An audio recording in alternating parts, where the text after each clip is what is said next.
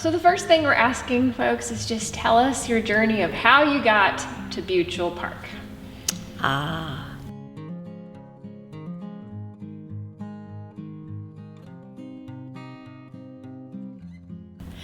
Way back in 1977,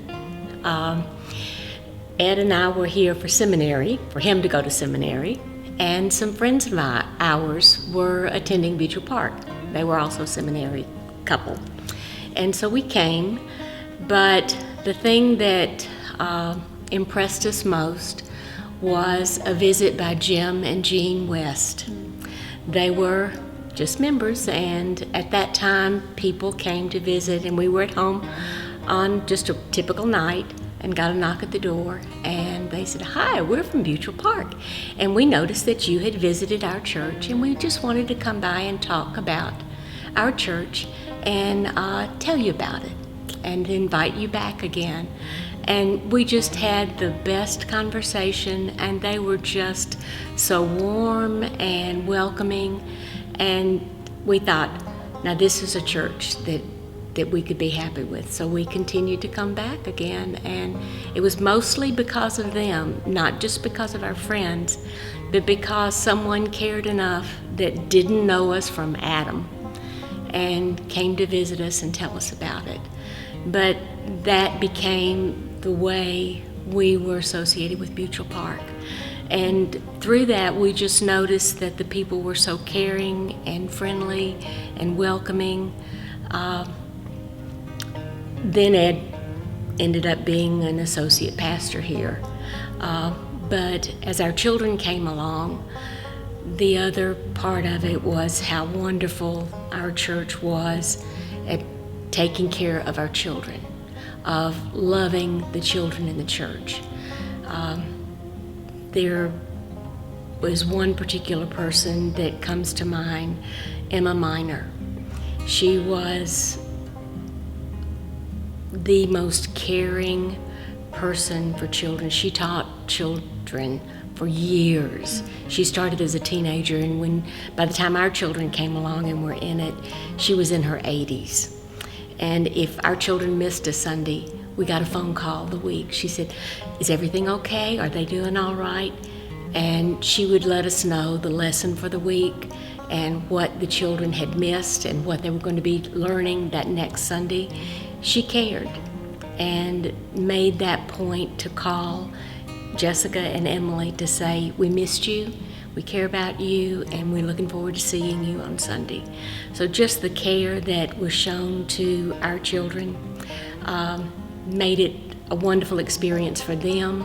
They loved her and were loved by this church, and that still goes on today.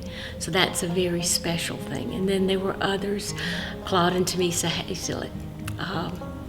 Whenever the youth were getting ready to go on mission trips, Claude, as a doctor, would say, "Hey, what do you need? I've got all the supplies you need to get a first aid kit for them to go on the trip.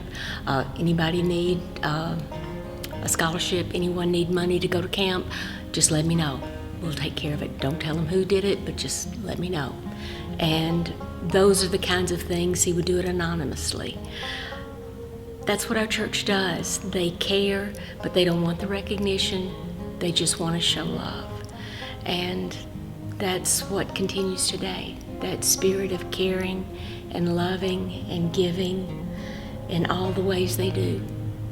And that's what I love about this church.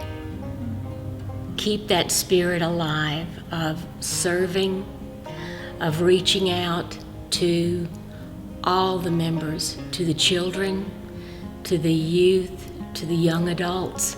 I love what I'm seeing now with the young adult Bible study.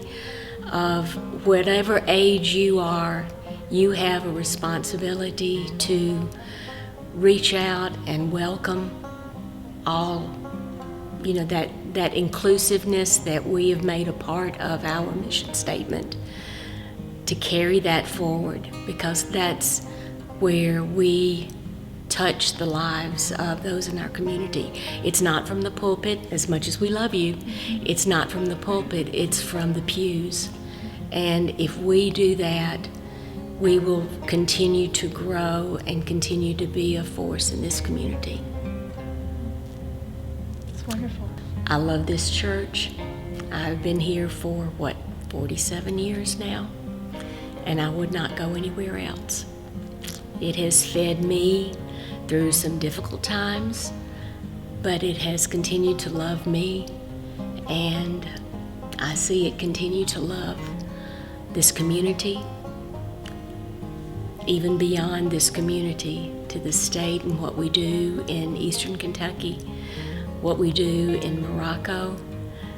It is a very loving and giving and missional church.